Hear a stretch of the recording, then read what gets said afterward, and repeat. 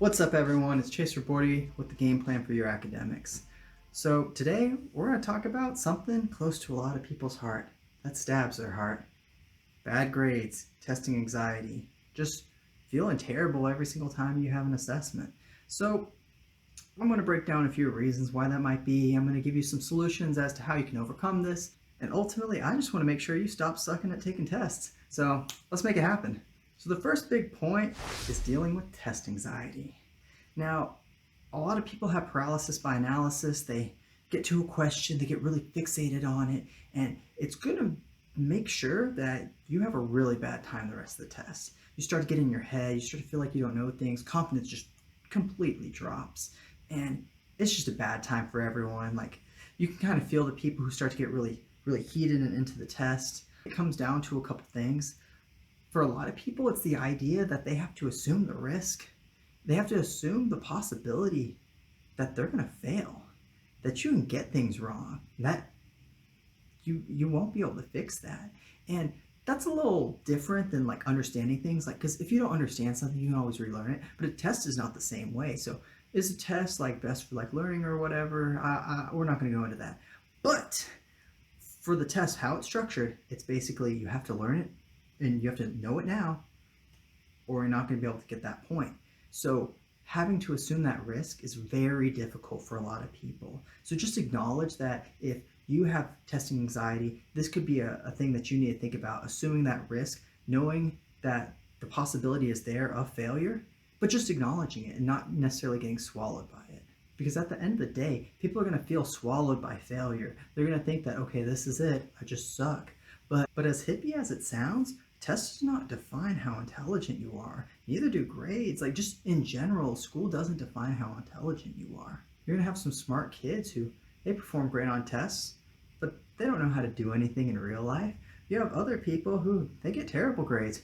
They go off to be incredibly successful. So at the end of the day, I want you to remember that, yes, I am saying that you can fail on this test. It's completely a possibility. But you need to be willing to accept that risk, because as long as you accept other risk and other opportunities in life, you can propel what you're capable of.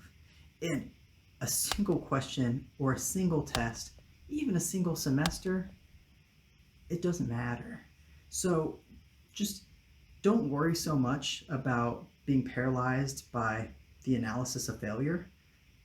Remember big picture. Remember, this is not who you are.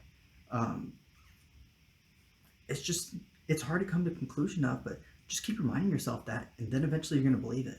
And sure, maybe grades matter a little bit, but if you're only focused on them and it's actually hurting your performance, you're doing yourself a disservice. So what I would say is, if you're motivated by getting good grades and it works, sure, just feel anxious. It doesn't matter. If it propels you towards better performance, you're winning.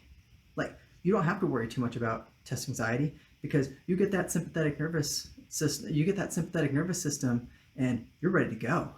So that's fine. I would say I do that, and I've learned to channel that, and it's really helpful. Some people, if you're taking a test, you're fueled by getting good grades, and you start to beat yourself up and have basically destructive behavior cycles where you get bad grades and then it makes you want to study less, and then get worse grades, and you have this vicious cycle.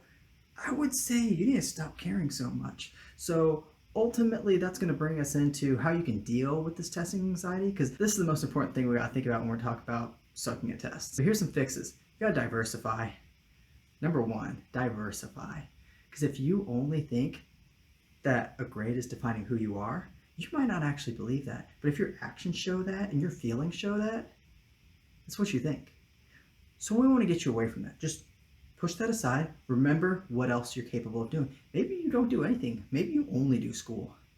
I would say it's a great time for you to pick up some hobbies. Maybe learn a skill. Maybe learn some other curriculum. Maybe get a job somewhere and just learn how to do things. That's going to be a lot better than just, I'm only a student, I got a bad grade, looks like I'm a failure now. So let's set ourselves up for failure. Or that's setting yourself up for failure. Let's set ourselves up for success. That'd be a lot better. And hey, maybe you find something you like, who knows? So the number two thing that you need for dealing with test anxiety, you need to accept risk. And maybe you never truly accept risk, that's okay. But like, you need to have a degree of accepting it, because if you don't accept it just a little bit and just be comfortable with the idea that, yeah, risk is there, then you're gonna have a really hard time whenever you're forced to commit. Because a forced commit feels very different than just acceptance. And a forced commit's gonna put you in a place where you just feel really uncomfortable, you're not gonna be able to think straight. Whereas acceptance is more so going to be like, okay, I'm going to do my best. Like, maybe it's not going to be great, but we're just going to be out here doing our thing. Those are two very different mindsets in practice. They're two very different mindsets whenever you start taking that test. So I would say, if you can't accept risk, try to work towards that and make that a goal. Try to do things that you're uncomfortable with. Try to get comfortable with being uncomfortable. Know that it's something that you have to deal with in life. You're going to have periods of discomfort, and those are going to be the periods where you grow. So allow yourself to grow. Start pushing yourself. Give yourself the possibility to be more, because otherwise you're going to confine yourself to a box and you're never going to outgrow it. Get out the box. Accepting risk can be very powerful. If you put yourself in sink or swim situations, you think, wow, I could fail. You might swim. So why not use that to your advantage? At least give it a shot. Just care a little bit less. Push yourself hard. See what you're capable of. It's okay if you fail. Just get right back up. Just go again. At the end of the day, if you still feel like you've accepted risk the best you can, you still feel like you have other things going for you, and this test is just really killing you, you just gotta care less. At the end of the day, it's over once you've taken the test. At the end of the year, you might not even really remember it. Once you're out of school, out of college, you're not going to really think about it ever again. You're going to have so many other problems you have to deal with. The problems don't stop here. So why let this one problem out of a plethora of problems in the future take the spotlight in your life? You have so many other problems. So just care a little bit less, maybe about all of them if you can. And this doesn't mean you don't try as hard. This just means that you don't let it eat you up, because again, if it's not helping your performance, it's hurting it. So why are you giving it that power? Why are you giving it that energy? Take back the energy. All right, so once we've dealt with testing anxiety the best that we can, maybe it's not perfect, doesn't matter. We need to get to the other part of not sucking on tests. Actually knowing stuff. Actually knowing stuff is very difficult, because a lot of people want to memorize. A lot of people want to just learn it for the test and then dump. It's going to set you up for a very difficult time in the future, during the test, doesn't matter.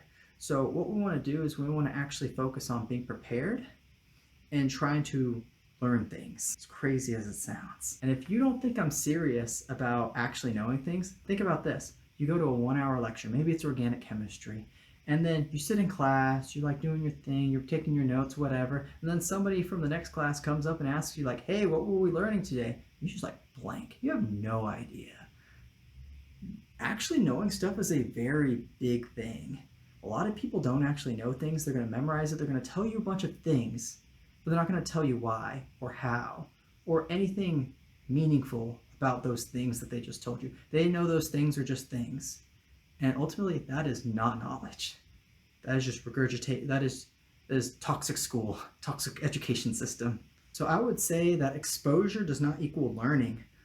Ultimately, when you get fed the material, it might take you a little bit, or you might need to be more engaged for you to actually receive it. If you're not receptive and you're not engaged, or you're not actually listening, or not actually thinking through why things matter, you're not going to actually know it. And that's going to be a problem for you later, because you're going to have to learn it eventually for the test. So why not set yourself up for success? Try to learn things a little bit as you go. And then at the end, whenever you're getting finalized or getting completely ready or completely prepped for the exam, it's not a big deal. You're just oh yeah, I know most of this stuff here. I'll just learn these a couple other things. Done. Or you're in the boat where it's you put it off, and then at the end you're oh, I did an all-nighter. It was really tough, but I did it, and I got a pretty good grade. It's well, maybe you would have had more time in your life if you would have just done a little bit at a time. But hey, that's preference. Some people like that push, that go mode right before the exam. But I would say as long as you're making time for other things in your life, sure, it's fine. And as long as you actually know things, sure, it's fine. But just actually know things. Like that's all I'm trying to say. And then when you actually know things, you have confidence about it. A lot of people, they don't really have confidence about it, not because they don't understand it, but because they haven't gone through the material enough times. And whenever you haven't gone through the material enough times, it's going to be really obvious when you get to the test and there's like a certain thing that you kind of mix up, and it's just a bad time. All right, so I have some tips for actually knowing stuff. So that's going to be the third point. It's going to make sure that we can actually combat sucking at tests, because if you have an approach, you at least have a chance, right? So I want to give you guys a chance in making sure that you can actually do well on your upcoming assessment. The most powerful thing I use whenever I'm taking a test is something one of my friends told me. They said something pretty meta. What does this question want me to know? So you're basically asking a question about the question in the test that you're taking. And this is really cool because it puts you in the position of the test maker. So like your teacher, for example, if they make the test, what does this question want me to know? What have we been learning in class that makes that is applicable to this question? And whenever you look at it like that, it kind of sounds dumb, but it puts yourself in a really interesting mindset. It says, okay, what's the big picture? What does the teacher want me to know based off of the material he or she's presented? And this is going to be super helpful because you're going to be in a spot where you're thinking about what information is actually important, not just what you know. What you know will put you in a bad spot because sometimes what you know is not what you need to know. Whereas what you need to know might become apparent when you put yourself in this other perspective. So try to look at it from that lens. It's really helpful once you start to get familiar with how to do that, and it could help a lot, especially in certain classes. A second system that you can put in place to make sure that you suck less at testing is going to be process of elimination. Now, a lot of people naturally do this, but having a system in place kind of gives you comfort in making sure that that system's always going to work for you. Because if you do it the same way every single time, it's going to be very predictable and getting you successful results. So how I like to do process of elimination is I like to go through and I like to cross out the ones that I definitely know are not the answer, and I will not look at them again. Now, while you're going through, you might read some that you like. You can put a little check next to them. I wouldn't commit yet. We gotta play hard to get. Now read through the answer choices again and see if there's any inconsistency with the rest of the answer choices. Now, what you will sometimes see is that you misread something in one of the ones you crossed out prematurely. It happens, but we cross out the things we know that definitely are not right. We consider the ones that are right, and then we look for any inconsistencies with the rest of these answer choices. And it's just going to make sure that we're being thorough. But the system's in place so that we have repeatable success. So another thing that I like is if not, then that. So if not, then that basically refers to you remember a piece of information and then you know that this associated piece of information is just the other one. So basically an example of this could be opposites. So if you know one piece of information is forward, the other one's backward. This one's left, this other one's right. And you're just finding associations. So basically if you know one of them, if you know like the pair value of one of them, then the other one's just the other one. So another thing is absolutes. So with absolutes in answer choices, they tend to just be wrong, and they tend to say like this thing always happens or this thing never happens. And this is a problem because they're trying to put you in the mindset that life is not so cut and dry. There's a lot of flexibility and gray area, and sometimes the answer choice will acknowledge this by saying an absolute because it wants to make sure that you acknowledge that the world is not in absolutes. The world has a lot of wiggle room. So keep an eye out for that. It could be helpful. Now the last thing is free response. Free response is a big problem for a lot of people, mainly because they don't know big picture. So review the first video in this series for why that might be. And ultimately what we're talking about is articulating your thoughts, telling what you know, not just showing what you know through multiple choice. We're going to tell, because telling is way more telling. Whenever you're going through free response, it might be a good idea to kind of jog your memory. So how we're going to do that is we're going to write down pieces of information that might be associated with the question or prompt, and then that's going to help us guide our logical progression of thought. And that's going to make sure that we stay in the confines of the correct answer and we don't just like say random stuff. So by giving ourselves terms to abide by, it's going to keep us in a specific path as we go to the answer.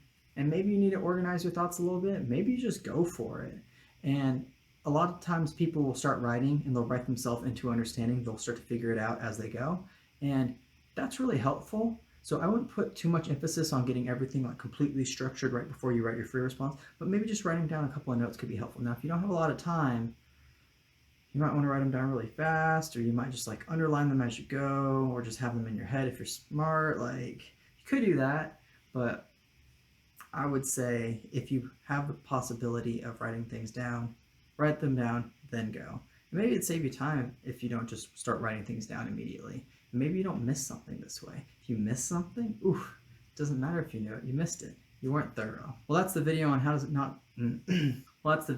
not suck at test taking. Ultimately, it comes down to three things. We want to deal with test anxiety, no matter how big or how small.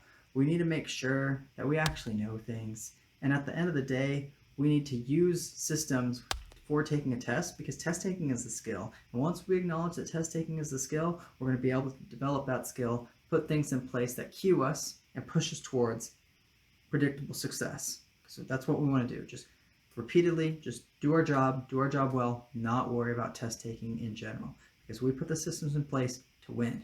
That's what we come here to do. So I hope you enjoyed this video. It's going to be the second video in a series where I break down my studying philosophy. I just want to make sure that you guys don't have to spend so much time on school. You have time for other things in your life. I want to make sure that you can actually live a purposeful life by actually having the time to do those things. And just committing to school does not do that. So stick with me as we go through this series. Like, comment, subscribe. Let me know what you guys would want to see or what is helpful for you test taking. And just let's try to put together the puzzle pieces for everybody, because there's a lot of confusion out there and more people need help with how to do well on school. So let's help them out. All right, I'll see you guys in the next video.